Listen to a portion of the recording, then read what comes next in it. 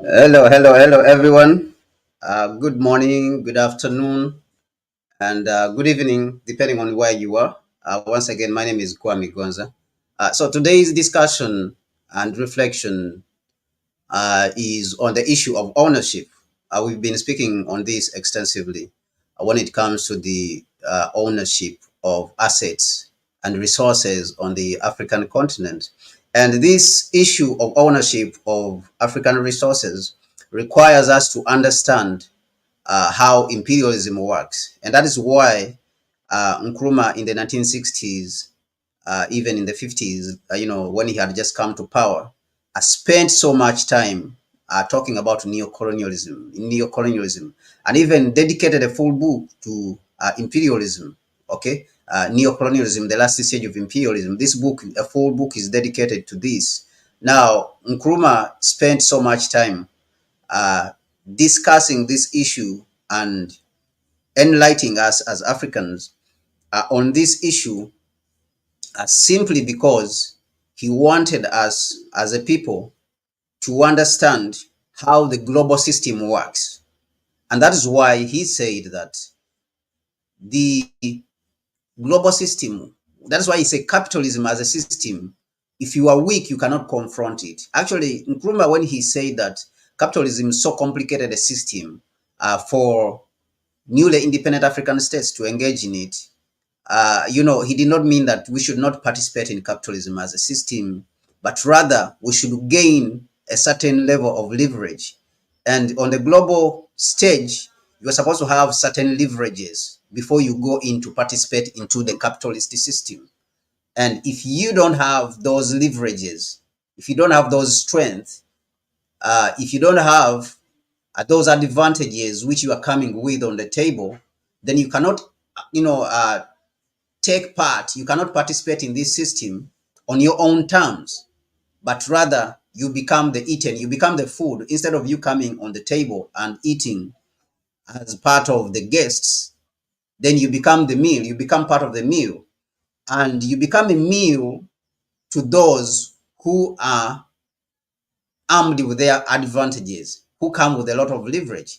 We will speak about China, for example. One of the prominent political scientists, of today, who's called Eric Lee out of China, said that China opened up with Deng Xiaoping, but China came with certain strength. What was the leverage? The leverage was its market. But even with that leverage, China engaged the world on its own terms. It engaged capitalism on its own terms, which is unlike Africa. We've spoken extensively about what Nkrumah gave us as the blueprint, that we should gain strength before we engage in capitalism. So I don't want to go so much in this, but what we want to talk about today is the issue of the port, in Tanzania. A port is being sold in Tanzania by the president, the current president, all right, the current president, who is Samia Suluhu. All right, this is news which is coming in. This was June, on the 3rd of June 2024, and we brought this simply because we don't want this news to go, without notice. We don't want it to go without notice that our people have not been able to understand. Now, what is happening is that Adani, a group who is the richest man in India and Asia, who we spoke about yesterday, that he is trying to buy up the the airport in Kenya. He's trying to buy up the Jomo Kenyatta International Airport. And of course, with the William Ruto denying, this is the same man. Now, from European exploitation, to Chinese getting whatever they want from the African continent, to the Arabs, now to the Indians, all right? And in many cases, this has been justified by saying that this is investment. This is a private investment, okay? This is a private investment. So the Adani Group led consortium will acquire the project company in Tanzania, which houses all port handling equipment and employees. They are acquiring, including the employees, for $39.5 million. Okay, so this is what is happening, in Tanzania. And do we say this is fair? Do we say this is fair for us as a people? And why should we continue to sell our assets? Why should we continue to sell our assets? So it means that this approach is not the right way. We should have certain dignities. We should have certain things that we preserve for ourselves as a people. People like John Magufuli, President John Pombe Magufuli, rejected certain things from the West. He rejected, for example, advances by China when China wanted to buy a port, to develop a port, a $10 billion port in Bagamoyo.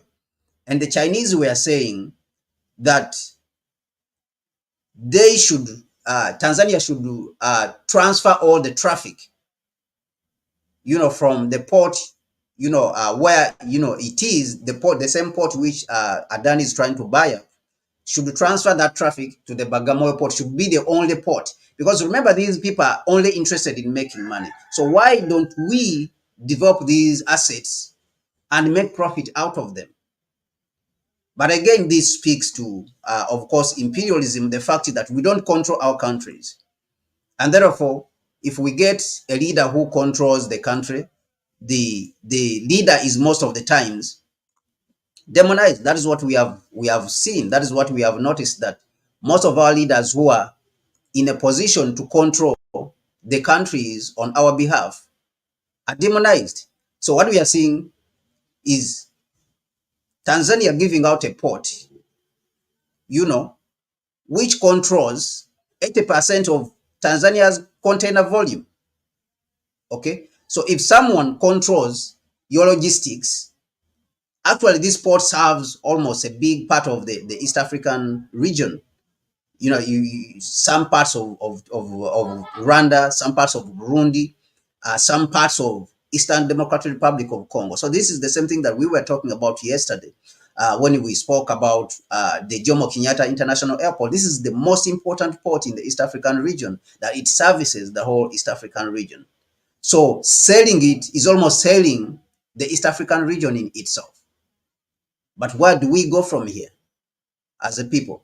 I think we need to understand that these assets belong to us as a people. And we need to sacrifice. We need to sacrifice as a people. But more so, the people who are carrying out this selling of Africa's assets and resources, I think need to be identified and need to be called out, because this has to stop. Okay? Because you are selling a port which is connected to railways and roads, and everyone knows that the man is coming to take this port to make a lot of money, and he's not making for you, the Africans. He's making it for India. He's making it for Indians. He's making it for himself and the Indians. Because the people who will be brought in to manage this port, instead of Africans, they will bring in Indians. And the Africans will continue to be slaves. Okay? So this is really, very disheartening and very disturbing for the African, continent. It is very disturbing for the African continent. And I think that we need to raise our voices as a people. As Africans, we need to raise our voices on issues like this and make it clear that things cannot continue like this. We need to change how we are operating. And these heads of state, in many cases, they operate in a way that it's like they have sole ownership. They have monopoly over wisdom. And if we don't come out to tell them that we don't think this is right. Like, for example, when we talk about Kenya people came out and demonstrated about what is happening in the country. And the president had to scrap the bill, even to drop all his cabinet. He had to fire all his cabinet. Why? Because he realized that where he's going is the wrong way, and the people have refused. So this is, I think, what we have to understand as a people also that we have a responsibility towards this continent. We don't only have the responsibility towards this continent of Africa, but we have the responsibility towards our children and the next generations. Africans cannot continue to be slaves in our own continent. We cannot continue to invite people to enslave us in our own continent. And this is something that is worth discussion. But tell me what you think. What should we do about these kind of challenges? Because we are organizing, on a Pan-African front, of course, about how to overcome these challenges. But how do you think that we should approach these challenges? Because we are in this together. We are on this journey together. Whether you are in the diaspora as an African, whether you are on the continent, we are in this journey together of trying to liberate the African continent. What should we do? How should we approach this problem that is, that is facing us, as a continent, as African continent? Where do we go from here? Okay, so put that in the comment section and we'll continue the discussion from there. So my name is Kwame Gonza. I appreciate everyone who has been part of this discussion, and continue the discussion in the comment section. Let us discuss. Everything starts with discussions. We have seen the media in the United States, influencing policy. Everything starts with these discussions, and you never know that these discussions will reach, these people who are, undermining the African people, because this speaks to dignity. We as a people, we have to retain certain dignities as a people and say these and these particular assets cannot go out. We cannot sell out our assets as Africans, and we cannot continue down this road as Africans. We have to retain certain respect. You go to Ethiopia, for example, is a proud country which has a state-operated airlines. They have a shipping line in Ethiopia, and they believe, regardless of which party comes to power, that these assets belong to us as a people.